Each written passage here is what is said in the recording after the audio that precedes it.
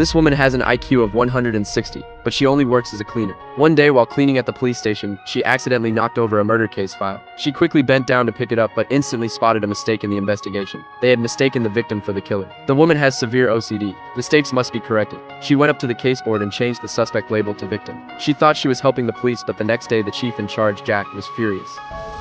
Hey, who did this? When no one admitted it, they pulled the surveillance footage and saw it was the cleaner, Ella. Then Jack had Ella come back to the police station. The chief warned her that interfering with the case is a serious crime. Ella quickly explained that she only fixed some mistakes.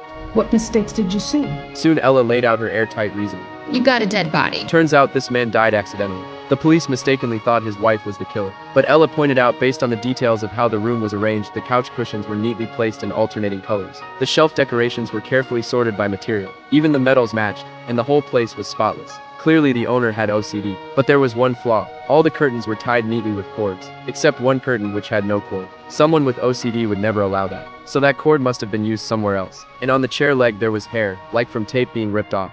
That meant someone had been taped to the chair, but Jack said they didn't find any tape at the scene. So Ella reasoned someone's ankles were tied with the curtain cord and then tied to the chair. Plus the victim's wrists had no marks. So the one tied to the chair wasn't him, it was his wife. The one lying on the ground was the actual victim, which means logically there was a third person at the scene. That person is the real killer. Her reasoning was flawless. Even Jack, with decades of experience, couldn't find a flaw, but he still insisted they check nearby surveillance footage to prove there really was a third person. Just then the detectives reported a new discovery. The cameras showed another woman entering before the crime, which proved Ella's reasoning was right, but it all still needed further evidence. So they temporarily held her at the station. The officers had to re-examine the evidence and locate the other victim, the dead man's wife.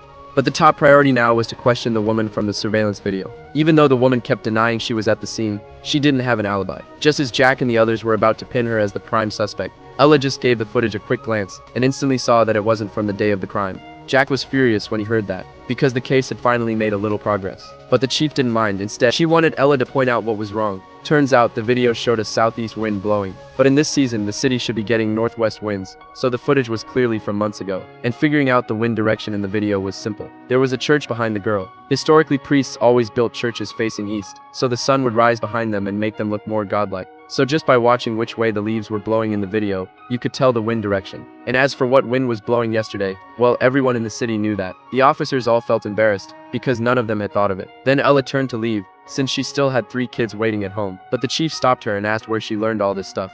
Turns out Ella loved watching documentaries, and with her genius-level brain she usually only needed 1 or 2 hours of sleep a day. But because her IQ was so high, she couldn't help but fix mistakes whenever she saw them, which made it almost impossible to work with normal people. That's why she ended up being a night shift cleaner.